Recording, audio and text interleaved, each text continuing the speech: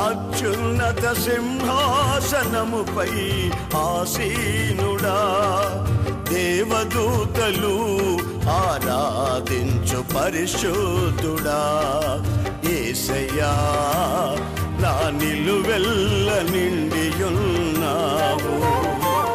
నా మనసారని సన్నిధిలో సాగిలపడి నమస్కారము చేసేదా, సాగిలపడి నమస్కారము చేసేదా. నా మనసారని సన్నిధిలో సాగిలపడి నమస్కారము చేసేదా, సాగిలపడి నమస్కారము చేసేదా.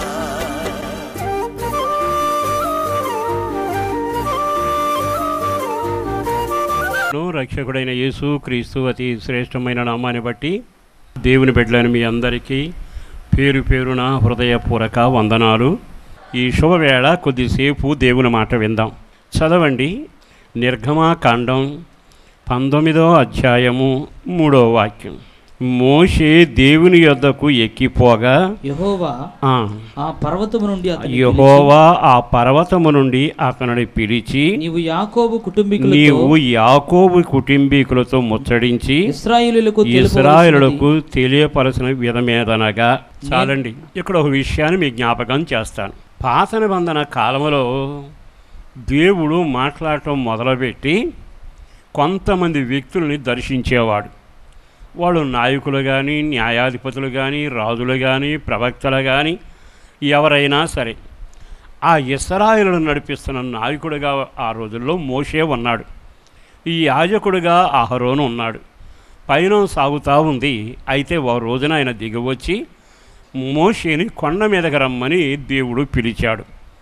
పిలవగానే అతడు ఎక్కి వెళ్ళాను అనే మాట ఉంది. సరే, మోషేని ఎక్కి రమ్మన్నాడు.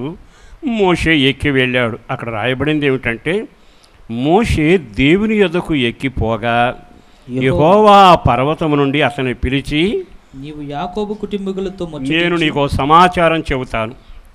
ఆ సమాచారం తీసుకెళ్ళి ఆ యాకోబు కుటుంబీకులు నీవు చెప్పాలి. అంటే దేవుడు ఇప్పుడు ఎందుకు పిలిచాడు అంటే, ఒక సమాచారం చెప్పడానికి పిలిచాడు. ఆ సమాచారం ఎవరికి చెప్పాలట? యాకోబు కుటుంబీకులు ఉన్నారు కదా, ఈ యాకోబు కుటుంబీకులకి నీవు ఈ సమాచారం చెప్పాలి. అంటే దేవుడు ఒక్కొక్క కుటుంబాన్ని గురించి, ఒక వంశాన్ని గురించి, ఒక జాతిని గురించి ఎంత శ్రద్ధ వహిస్తున్నాడండి. ఈరోజు ఈ మాట విన్నాక నీకు నాకు ఒక ఆలోచన రావాలిగా. మనల్ని పుట్టించినవాడు, మనల్ని పంపించినవాడును, ఆయన రక్తం ద్వారా కడిగి పరిశుద్ధ జనంగా చేసినవాడు ఏ క్షణం మనల్ని మర్చిపోడుగా. మన దేవుడు ఎప్పుడూ మాట్లాడగలిగిన వాడు. ఈ రోజున దేవుడు ఎవరితో మాట్లాడతాడు? ఒకటి, పరిశుద్ధమైన జీవితం కలిగిన వారితో మాట్లాడతాడు. రెండోది, ఎవరితో మాట్లాడతాడు? అగ్ని వంటి స్వరాన్ని విని ఆయనకు సమీపంగా ఎవరు నడుస్తారో వారితో మాట్లాడతాడు. మరి ఈరోజు ఈ మాటలు విన్నాక చాలా సంవత్సరాల నుంచి సేవకులుగా ఉంటున్నాం, చాలా సంవత్సరాల నుంచి పరిచారకులుగా ఉంటున్నాం, విశ్వాసులుగా ఉంటున్నాం, దేవుని సొత్తుగా బతుకుతున్నాం. మరి దేవుడు ఎక్కిరా నేను నీతో మాట్లాడతాను అనగలిగిన ఒక నమ్మకత్వం మనలో కనబడుతుందా? కడగబడి పవిత్రమైన జీవితాన్ని జీవించగలుగుతున్నామా? అన్నిటికంటే విశేషం, దేవుడు ఏ పని అప్పగించినా ఆ పనిని నేను నమ్మకంగా కొనసాగించాలి. మోషేలాగా ఇంతకాలం నీవు సహవాసంలో కొనసాగుతున్న సహోదరి సహోదరులారా, ప్రభువు నీతో మాట్లాడటానికి దిగి వస్తున్నాడుగా. అక్కడికి వచ్చాక అంటున్నాడు, నువ్వెక్కిరా నేను దిగి వస్తా. అంటే దేవుడు ప్రతిరోజు మన దగ్గరికి దిగి వస్తాడు. ప్రతిరోజు మనతో మాట్లాడాలని ఆశపడుతుంటాడు. అది కళ ద్వారా కానీ, దర్శనం ద్వారా కానీ, టీవీ వర్తమానం ద్వారా కానీ, కొన్నిసార్లు స్వరం ద్వారా కానీ మాట్లాడుతూనే ఉంటాడు. మరి అట్లాంటి స్వరాలు మనకు వినబడేటప్పుడు మనం ఆయన దిగువచ్చి మాట్లాడుతున్నప్పుడు ఆయన దగ్గరకు ఎక్కి వెళ్ళే అనుభవం కూడా మనకు ఉండాలిగా. ఎక్కి వెళ్ళే అనుభవం లేకపోవడం చాలా దారుణమైన పరిస్థితి. ఎక్కిరా అన్నప్పుడల్లా నువ్వు దేవుని సమీపించాలి అనుకుంటే నువ్వు యోగ్యుడివో కాదో నీకు అర్థమవుతుందిగా. మన జీవితంలో కూడా దేవుడు మనతో మాట్లాడాలి అనుకున్నప్పుడల్లా మనం అపవిత్రమైన స్థితిలోనూ, నమ్మకం లేని స్థితిలోనూ, దేవుడు అప్పగించిన పని చేయలేని స్థితిలోనూ, కొన్నిసార్లు దేవుడా అంటూ నిర్లక్ష్య వైఖరితో ఉన్నప్పుడు ఆయన ఎవరితోనూ ఎప్పుడూ మాట్లాడలేడుగా. మరి అట్లాడప్పుడు మనం ఎక్కి వెళ్ళే పరిశుద్ధతలో ఉన్నామా? ఎక్కి వెళ్ళుట అంటే ఉన్న భూమిని, ఉన్న పరిస్థితిని, ఉన్న శాపాన్ని, అపవిత్రతను దాటి పైకి ఎక్కగలగాలి. అలాంటి అనుభవాలకు నీవు రాగలిగితే ప్రభు నీతో కూడా మాట్లాడబోతున్నాడు. ప్రభు నిన్ను కూడా దర్శించబోతున్నాడు. మోషేతోనే మాట్లాడతానని లేదుగా, అందరితో మాట్లాడటం. కానీ ఈ కాలమందు, అంత్యకాలమందు అందరితో ఆయన మాట్లాడుతున్నాడుగా. నువ్వు బైబిల్ తెలిస్తే వాక్యం నీతో మాట్లాడటంలా. ఎన్నిసార్లు దేవుడు మాట్లాడాడు, కానీ ఎక్కిరాని అనుభవంలో ఉన్నంత కాలం నీ జీవితానికి ఆశీర్వాదం కలగదు. కనుక మొదటిగా మన వ్యక్తిగతంగా దేవుడు మనతో మాట్లాడే అర్హతలు ఉన్నవా?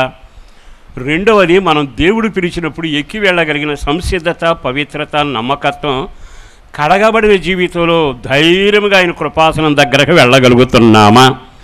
ఇక మరొక మాట చెప్పాలి. ఎక్కి వెళ్ళినాకట ఒక కుటుంబాన్ని చాలాసాటిగా జ్ఞాపకం చేసి ఆ యాకోబు కుటుంబానికి సమాచారం చెప్పు అన్నాడు. ఏ సమాచారం ఆ సంగతి ఈరోజు మీతో పంచుకుంటాను, జాగ్రత్తగా వింటారు. అది ఏదనగా 4వ వచనాన్ని ప్రారంభిద్దాం. నేను ఐగుప్తీయులకు ఏమి చేసితునో, మీ శత్రువులైన ఐగుప్తీయులకు నేను ఏమి చేసితునో, మిమ్మును గద్దరెక్కల మీద మోసి, వాళ్ళకేమి చేశాను, మీకేం చేశాను. ఐగుప్తులకు ఏం చేశాను మీకు తెలుసుగా. వాళ్ళు ఎంత శ్రమ పెట్టారో వాళ్ళని తీసుకొచ్చి నీళ్ళల్లో ముంచాను సముద్రంలో, వాళ్ళంతా చనిపోయారన్న సంగతి మీకు తెలుసుగా. వాళ్ళకి ఏం చేశాను, దేవుని ప్రజలను బాధ పెడితే ఆ తర్వాత ఇంట్లో మగ సంతానానికి నష్టం చేసి వాళ్ళందరికీ నేను చేయాల్సింది చేశాగా. కానీ మిమ్మల్ని ఏం చేశాను, నేను మిమ్మల్ని గద్దరెక్కల మీద మోసి నా యొద్దకు మిమ్మల్ని ఎట్లు చేర్చుకుంటున్నాను. గద్ద తన పిల్లలను రెక్కల మీద మోస్తూ వెళ్ళటం మీరు చూస్తారుగా. అలాగే నేను గద్దలాగా మిమ్మల్ని రెక్కల మీద మోసుకుంటూ ఎక్కడికి తెచ్చుకున్నాను, నా యొద్దకు తెచ్చుకున్నాను. ఇప్పుడు మనం ఎక్కడున్నాం, ఆయన రెక్కల మీద మోసుకుంటూ తన దగ్గరికి తెచ్చుకున్నాడు. ఈ సంగతి వాళ్ళకి చెప్పు. ఎవరికి? యాకోబు వంశానికి చెప్పు. ఎవరికి? ఇశ్రాయేలు జనాంగానికి చెప్పు. ఏమని? నీకు విరోధంగా నిన్ను నాశనం చేసి, నీ కష్టాలు పాలు చేసి, అడుసు తొక్కిచ్చి నీకు బాధలు తెచ్చారే, పిల్లల్ని నిన్ను మట్టి తొక్కిచ్చారే, కొరడా దెబ్బలతో కొట్టారు, వారికి ఏం చేశాను అది నువ్వు చూడు. వాళ్ళని రథశీలలు ఊడిపోయేట్టుగా చేసి తర్వాత వాళ్ళని తీసుకొచ్చి సముద్రంలో ముంచివేశానుగా. ఎందుకో తెలుసా? మీరంటే నాకు ప్రాణం, మీరు నా సొత్తు. ఆ రోజు గొర్రెపిల్ల రక్తం ద్వారబంధాల మీద పోసి విడుదల పొందారుగా. అందుకని గద్ద రెక్కల మీద మోసుకుంటూ నిన్ను అవతలకు తీసుకెళ్ళి వెళ్ళానని రాయలా, నా దగ్గరకు నేను మిమ్మల్ని తీసుకొని వచ్చాను.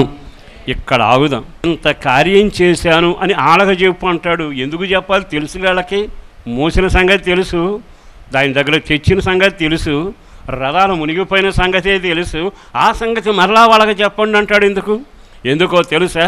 ఎంత చేసిన నా పట్ల కృతజ్ఞత లేకుండా జీవిస్తున్నారు. ఒక క్షణం ఆగి ఆలకిస్తే ఇంతకాలం మన పయనంలో ఆయన ఎన్ని కార్యాలు చేశాడండి. మన పట్ల ఎంత కృప చూపుతూ వచ్చాడు. ఆయన గద్ద రెక్కల మీద మోసుకున్నట్టుగా తీసుకొచ్చి సన్నిధిలో, సహవాసంలో, పరిశుద్ధుల గుంపులో, ప్రార్థన అనుభవంలో మనల్ని నిలవబెట్టాడే.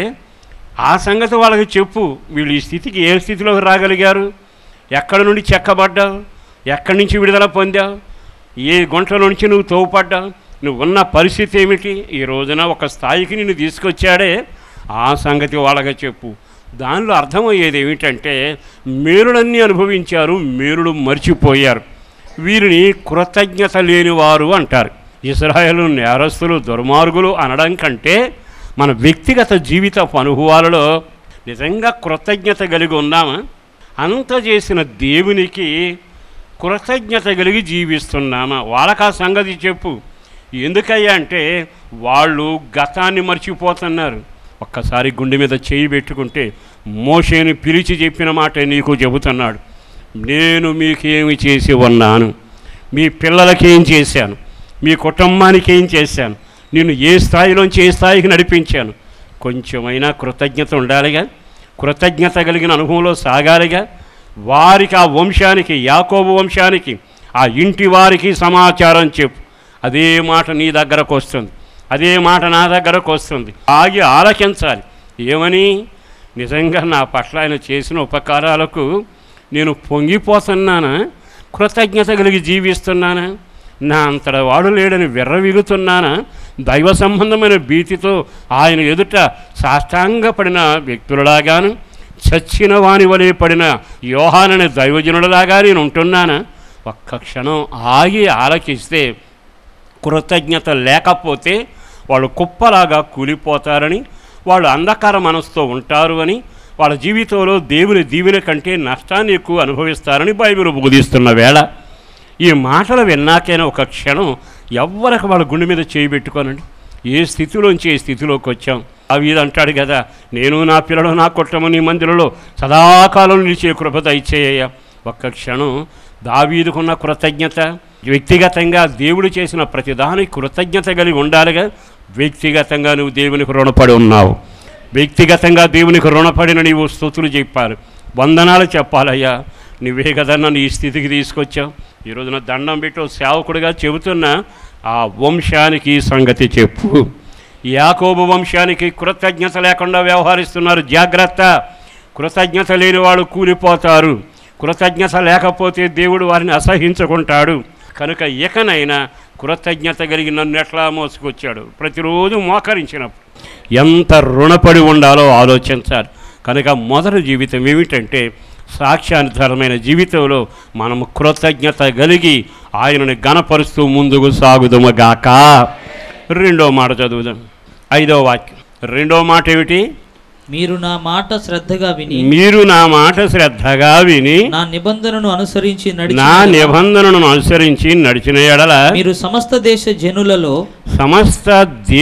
జనులలో నాకు స్వకీయ సంపాద్యమగుదురు. రెండో మాట ఏమంటున్నాడు తెలుసా? యాకోబు వంశానికి మాటలు చెప్పు, ఆ కుటుంబీకులకి, ఇశ్రాయేలు జనాంగానికి మాట చెప్పు. ప్రభును నమ్మేమని ఆరాధనకు వచ్చి ఆరాధన చేస్తున్న సంఘంతో ఈ మాట చెప్పు, సహవాసులతో ఈ మాట చెప్పు.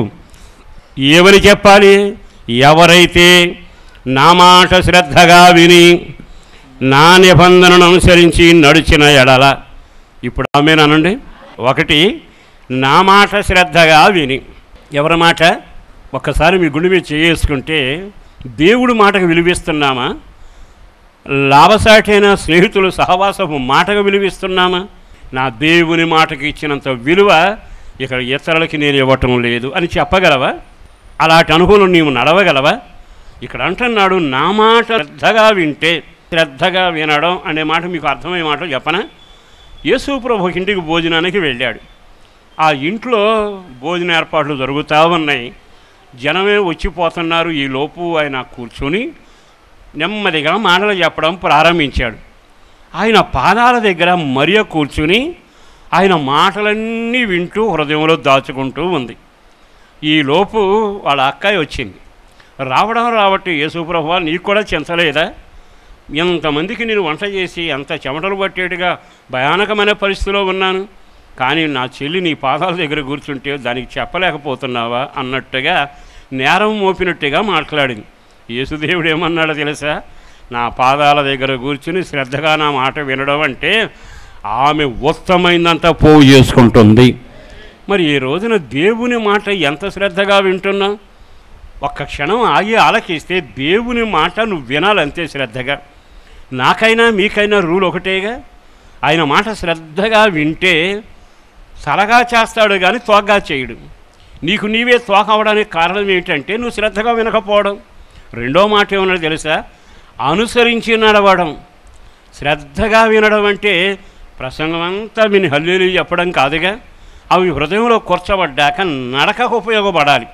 అలా నీవు నడవగలిగితే ఆయన ఏమంటున్నాడు తెలుసా? నా సొత్తుగా మిమ్మల్ని చేసుకుంటాను.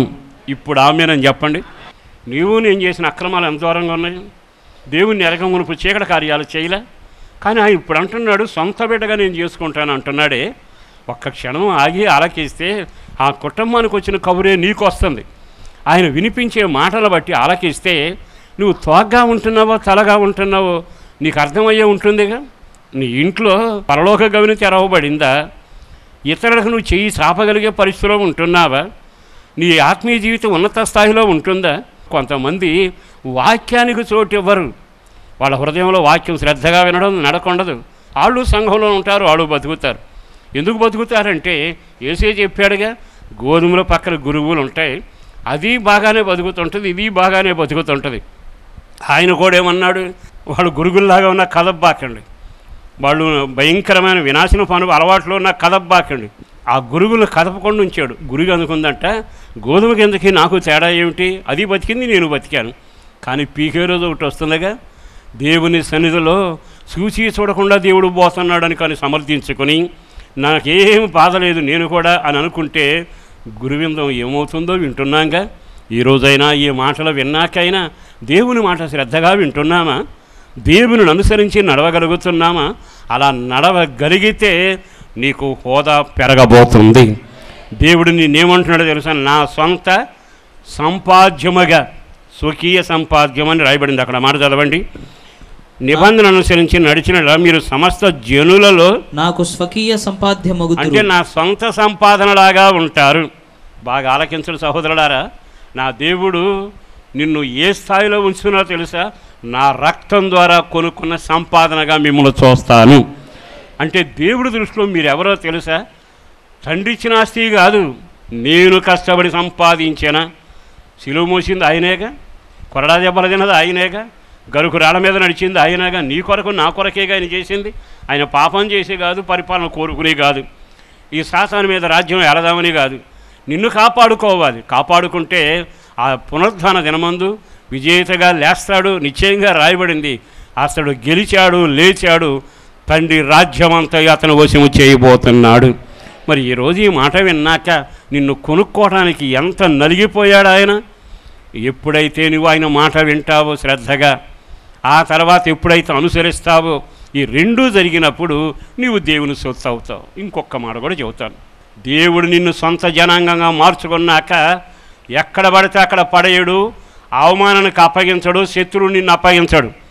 ఆయన చేయగలిగింది ఒక్కటే, నిమిషానికి నీరు గడతాను, రెక్కల మీద నేను మోస్తాను, గుప్పిని విప్పి నీ కోరిక తీరుస్తాను, నీ అవసరాలను నేను తీర్చగలిగిన వాడను, నీ గుమ్మాలను నీ గడియలు నేను బిగిస్తాను.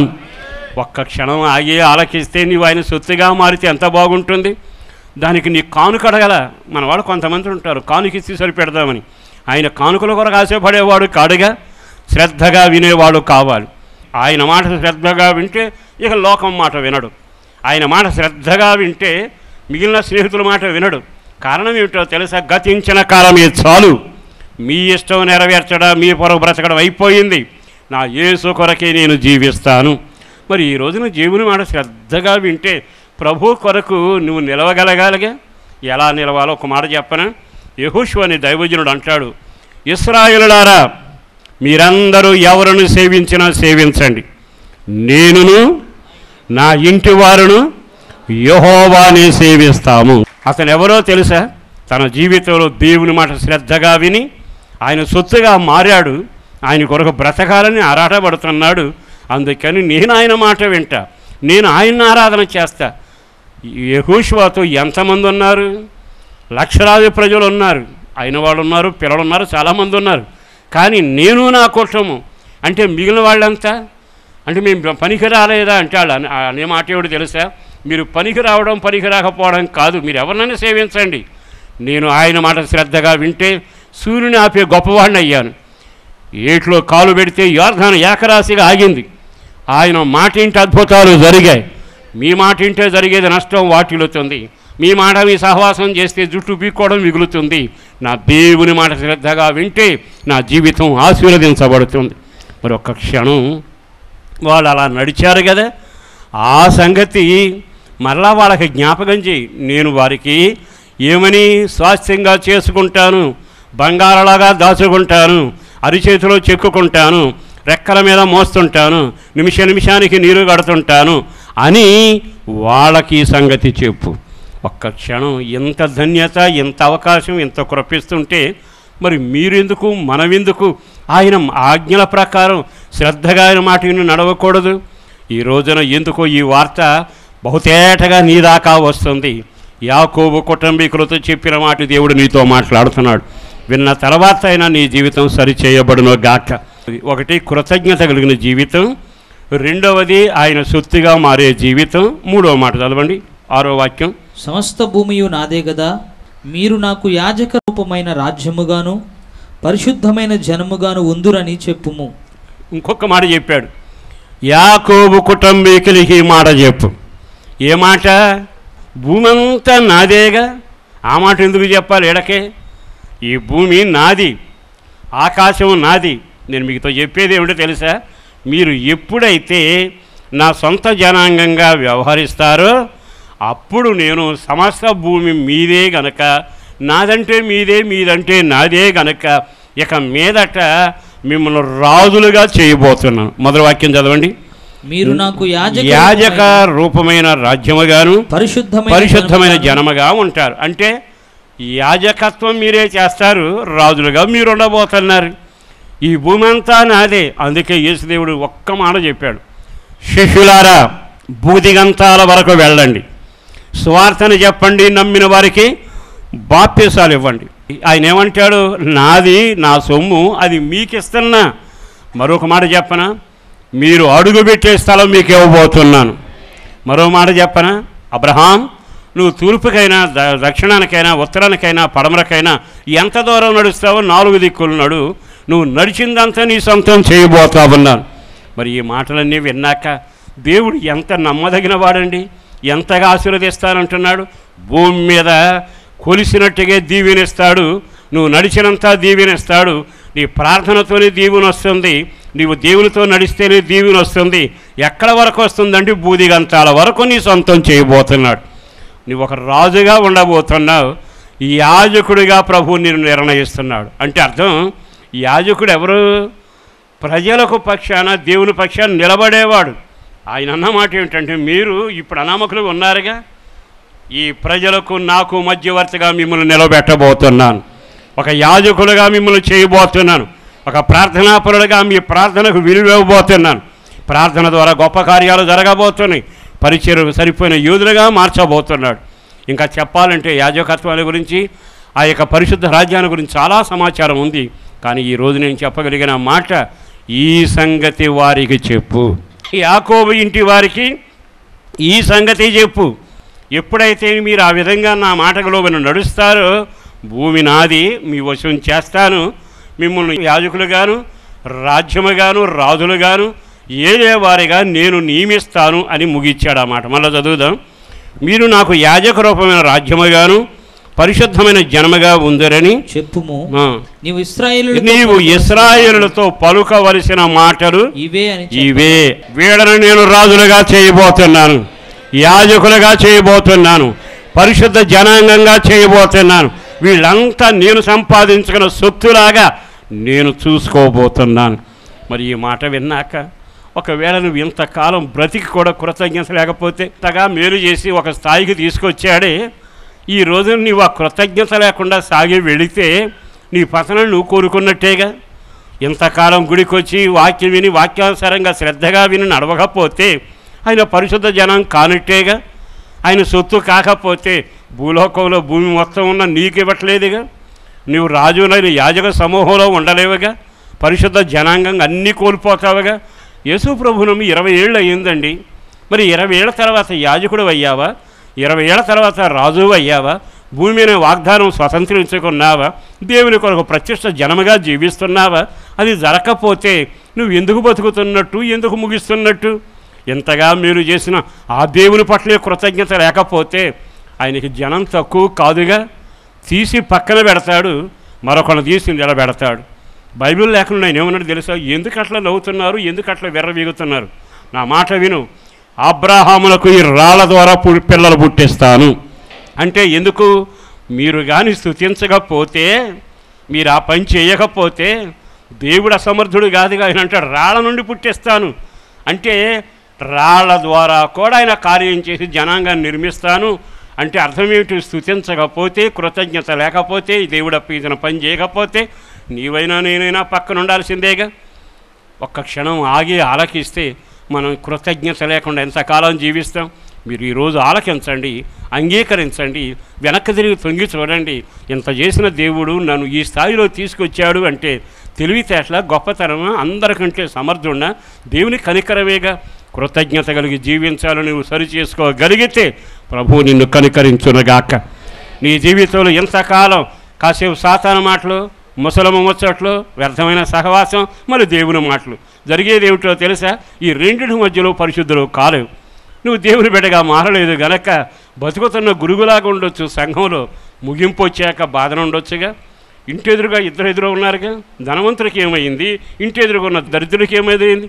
ఈ రోజైనా ఈ మాటలు విన్నాకైనా ఎకనైనా యాకోబు కుటుంబీకులకు వినిపించిన మాటే నీకు వినిపిస్తుండగా నేను ఆయన భూమి అనే స్వాస్థ్యాన్ని పొందాలి, ఒక యాజకుడిగా బ్రతకాలి, ఒక రాజుగా నేను ఆయన కొరకు జీవించాలి, అన్నిటికంటే కృతజ్ఞత కలిగి ఆయన సొత్తుగా నేను ఆయన జేబులో ఉండాలి, ఆయన అరిచేతిలో చెక్కబడాలి, ఇక మీదట కృతజ్ఞత కలిగి ఉంటాను. ఇంతకాలం నాకు దోసినట్టుగా ప్రవర్తించాను, నాకే వర్తమానం వచ్చింది, నేను దిద్దుకుంటున్నానయా అని మీరు ప్రార్థన చేయగలిగితే మరలా ప్రభు కనికరించునుగాక. దీవెనల చేత జీవితకాలం ప్రభు బిడ్డలుగా మారడానికి ఈ అవకాశాన్ని వినిపిస్తూ ఈ యాకోబు కుటుంబీకులు చెప్పిన మాట నీకు వినిపిస్తుండగా మోకరిస్తారా? అందరూ ఒక క్షణం మోకరించండి. పరిశుద్ధుడును ప్రేమమడిన ప్రభు వందనాలయ. అపారమైన నీ ప్రేమ కొరకు ధన్యవాదాలు. చేసిన మేలు కొరకు వందనాలు. చేయబోతున్న కార్యాల కొరకు వందనాలు. పేరు పేరున బిడ్డలను దీవించండి. ప్రతి వానిలో ఈ మాట ఫలభరితంగా మారాలయ్యా. నీ రాకడ కొరకు ఆయత్తపరచయ్యా, సంఘాన్ని సిద్ధపరచయ్యా. ఏ పరిస్థితుల్లో నేనైనా మేమైనా కృతజ్ఞత లేకుండా వ్యవహరించకూడనట్లు ప్రభువా ప్రతి వాన్ని అదుపు చేయండి. ప్రతి వానిలో ఒక మార్పును కలుగ చేయండి, దిద్దుబాటును కలుగ చేయండి, శుద్ధీకరణ కలుగ చేయండి. నీ కొరకు బ్రతకడానికి నీ మాట శ్రద్ధగా వినే కృప దయచేయండి. పేరు పేరున బిడ్డలందరినీ జ్ఞాపకం చేస్తున్నా. సహవాసంలో బిడ్డలందరూ దీవించబడాలి. ఎంతమంది మాటలు వింటున్నారో, ప్రార్థనలో ఎక్కిపిస్తున్నారో వారికి దీవెన కలగాలి, కృప కలగాలి, దిద్దుబాటు కలగాలి. వారు నీ సొత్తుగా మారగలగాలయ్యా. ఆశీర్వాదం చేత నింపబడాలి. సేవకులందరి పట్ల కార్యాలు జరిగించండి, బలమైన కార్యాలు జరిగించండి. ఘనమైన నీ నామానికే మహిమ కలుగునట్లు కృపను విస్తరింపచేయండి. అటు ఘనకార్యం చేయబోతున్నందుకు వందనాలు. నీ నామ ఘనతను బట్టి కృపను విస్తరింపచేసి కార్యాలను జరిగించుమని అటు ఘనకార్యం చేసినందుకు వందనాలు చెల్లిస్తూ యేసు శక్తి కలిగిన నామాన్న ప్రార్థించి విన్నవించి వేడుచూ ఉన్నాము తండ్రి. ఆమేన్, ఆమేన్. మీ ప్రార్థనా వసతుల కొరకు మమ్మలను సంప్రదించవలసిన మా చిరునామా పాస్టర్ దేవదాస్ గారు, వస్తున్నామండి, న్యూస్వీడ్ రోడ్డు, హనుమాన్ జంక్షన్, కృష్ణా జిల్లా, ఆంధ్రప్రదేశ్. మా ఫోన్ నెంబర్లు 08656242751, మరి ఒక నెంబర్ 9440772772.